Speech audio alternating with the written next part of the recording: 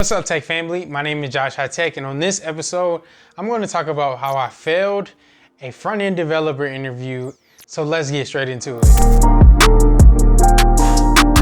To start things off, this was maybe about 6 months ago, and this was where I got reached out by a recruiter on LinkedIn, and he reached out to me and he wrote me in a messenger just saying that like, hey, I looked at your profile and I think that you would be a good fit for this position, this front-end developer position. And I was like, okay, cool. He was like, send me your email, your phone number, and we can get a good conversation to see if you're a good fit and I can move you on to the next round of interviews. And I was like, all right. So we spoke.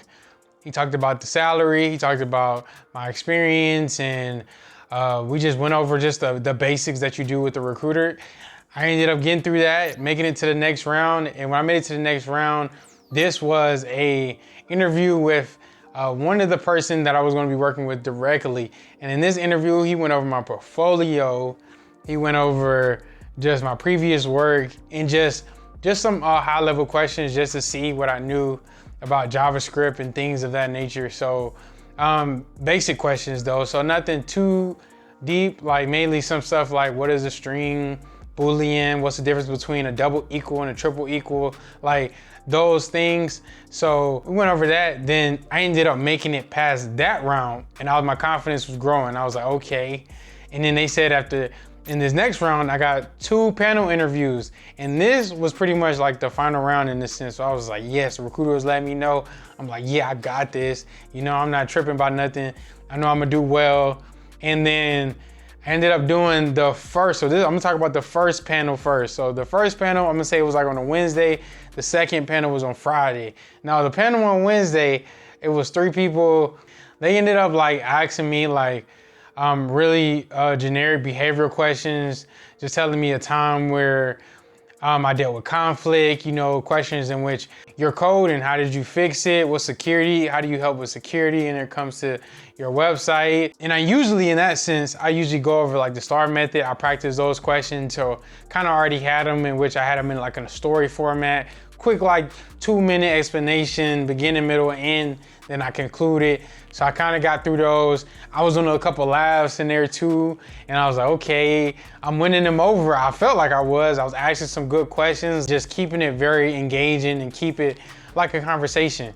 So then made it past that one. I was feeling really good. I'm like, man, I only got one more interview left with this panel on Friday. So Friday comes, I get in this interview, and something told me to like, yo, you need to study more about the company. Like, because they may ask you, and if you don't know, that might be the determining factor. But something kept telling me like, study more about the company, because nobody is really, at all the interviews, nobody really asked me mainly like, they asked me like why I wanted to be there, but not really in detail about the company. So I ended up like briefly looking over it, but not really doing much of any research that went in detail about it.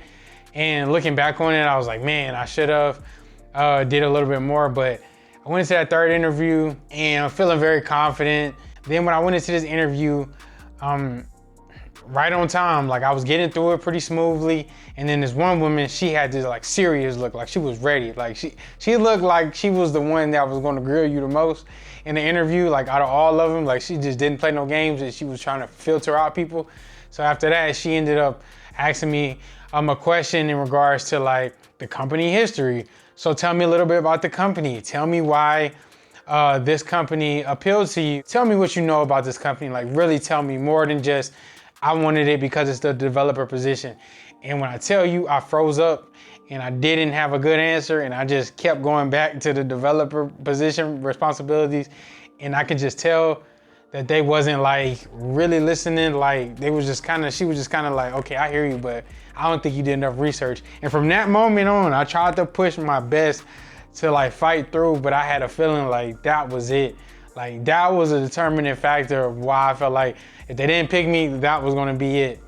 And I ended up ending the interview like still feeling very confident, but I was like, dang, I messed up on that one part. Cause like you can't get a job if you don't even know enough about the history about the company or just know more about it. So I was like, man, So I ended up sending like some thank you follow-ups, and really to her specifically, I ended up writing like the company history like in the follow-up email, just a quick sentence or two, just telling her I noticed, and then just telling her that, and then I ended up waiting like a week or 2 weeks, and from that moment on, I was like, I don't know if I got it, but we'll see. And what happened was the recruiter ended up emailing me and saying, hey, they went with somebody else, but you did a great job, and just keep working on studying and getting better at these interviews. But I just knew, as soon as that woman asked me that question in detail, I knew that's what led to my failure. And the biggest lesson, like I said, was that I needed to make sure that I study like the company's history, especially like, or just more in detail about what it's about, what exactly like in detail about this company, because it will put you in a great position. You might think, oh my gosh, Josh, you should have knew that. Like, you always should know that's what you're supposed to do. But sometimes you gotta experience stuff, and sometimes you gotta like just deal with some type of failure or lessons learned so that you can get better. And for me, that's what I felt like. I just felt like, look, I dropped the ball on that one, but I gotta pick my head back up and get right back at it and know from the next time, because you're gonna have more opportunities. The next time I'm gonna make sure I know exactly what this company or any other company background is, and be able to give them confident answers so that they can make me go to the next round. Because even though it may not be the background of the company, it may be a technical question that I may not know, and then I gotta take notes on that and make sure I got that one for the next time I have an interview. So it's just those simple things. You just keep adding it, and the main thing I would say that I've learned, just keep writing down notes and recording it, making sure you go back and listen to it, and just making sure that you improve after every single interview, and then it's gonna get much more easier. So that's my story on how I failed the front-end developer interview. It was quite interesting, but I just want to be transparent with y'all and show you all that, look, man, I go through things too. Like, I fail interviews, but I'm gonna keep pushing and keep being motivated. So that's all I have. Espero que tengas un buen día. Ciao.